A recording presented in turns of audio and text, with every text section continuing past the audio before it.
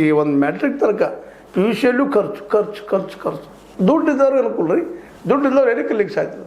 ಇಂಥ ಪ್ರಸಂಗದಲ್ಲಿ ನಾವು ಸರ್ಕಾರದ ಒಂದು ಹೆಲ್ಪ್ ಮಾಡಿ ತಿಳ್ಕೊಂಡು 41,000 ಶಾಲೆಗಳನ್ನು ಮುಚ್ಚಿ ಹೋಗೋದ ಒಂದು ಕೆಲವೇ 1,000-2,000 ಶಾಲೆಗಳು ಮಾಡಿ ಎರಡದೊಬ್ಬ ಗ್ರಾಮ ಪಂಚಾಯತಿಗೆ ಒಂದು ಲೋವರ್ ಗೇಜ್ ಅಪ್ಪರ್ ಗೇಜ್ ಹಿಡ್ಕೊಂಡು ಅಪ್ ಟು 12th ತನಕ ಮಾಡ್ತೀವಿ, 1200 ಮಂದಿ ತೊಗೋತೀವಿ ಅಂತ.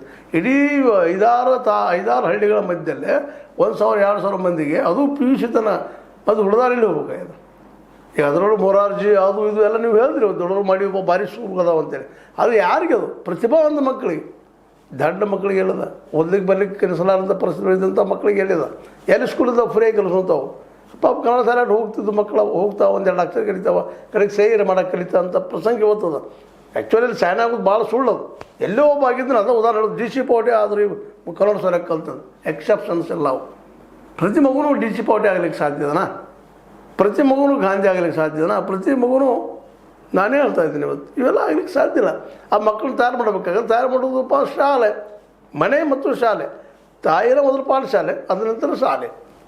ಮತ್ತು ಇಲ್ಲಿ ಅವ ಇಲ್ಲಂದ್ರೆ ಹೆಂಗೆ ರೀ? ಪ್ರತಿಯೊಂದು ಹಳ್ಳಿಯಾಗಿ ಶಾಲೆಗಳು 1ರಿಂದ 7 ತನಕ ಇರಬೇಕು ಅನ್ನುವಂಥ ಮಾತು, ಅದನ್ನೇ ಇವತ್ತು ವಿರೋಧ ಮಾಡ್ತಾ ಇದ್ದಾರೆ. ಅದರಲ್ಲೂ ಮುಖ್ಯವಾಗಿ ಸಾರ್ವಜನಿಕ ಶಿಕ್ಷಣ ಉಳಿಸಿ ಅನ್ನುವಂಥ ಒಂದು ಸಮಿತಿಗಳನ್ನು ಮಾಡಿಕೊಂಡ್ರೆ ಎಲ್ಲ ಕಡೆ ಇದನ್ನು ಎಚ್ಚರಗೊಳಿಸ್ತಾ ಇದ್ದಾರೆ. ಇದು ಭಾಳ ದೊಡ್ಡ ಒಂದು ಹೆಜ್ಜೆ ಅಂತ, ದಿಟ್ಟ ಹೆಜ್ಜೆ.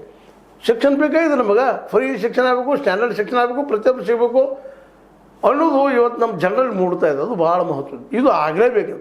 ನಮ್ಮ ಟ್ಯಾಕ್ಸ್ ತೊಗೊಳ್ತಾರೆ ಅವರು, ಇವ್ರದ್ದು ಹೆಂಗೆ ನಡೀತಪ್ಪ ಇವ್ರ ಸರ್ಕಾರ? ಯಾರವ್ರ ಮನೆಯಿಂದ ಹಾಕ್ತಾರೆ? ಇಷ್ಟೆಲ್ಲ ಮಿನಿಸ್ಟರ್ಸ್ ಅದಾರೆ, ಇಷ್ಟು ಮಂದಿ ಶಾಸಕರು ಅದಾರೆ. ಯಾವ ಶಾಸಕರು ಒಂದು MP ಗಳು ತಮ್ಮ ಮನೆಯಿಂದ ದುಡ್ಡು ಹಾಕ್ತಾರೆ ರೀ? ನಮ್ಮ ಟ್ಯಾಕ್ಸ್ ತೊಗೊಂಡು ನಮ್ಗೆ ಖರ್ಚು ಮಾಡೋದು, ಇದನ್ನು ನಾವು ಕೇಳಬೇಕಾಗಿದೆ. ಇವತ್ತು ಏನು ಅವ್ರು ನಮ್ಗೆ ಉಪಕಾರ ಮಾಡ್ತಾ ಇಲ್ಲ. ಇವತ್ತು ಏನು ಡಿ ಕೆ ಶಿವಕುಮಾರ್ ಬಂದಿರ್ಬೋದು,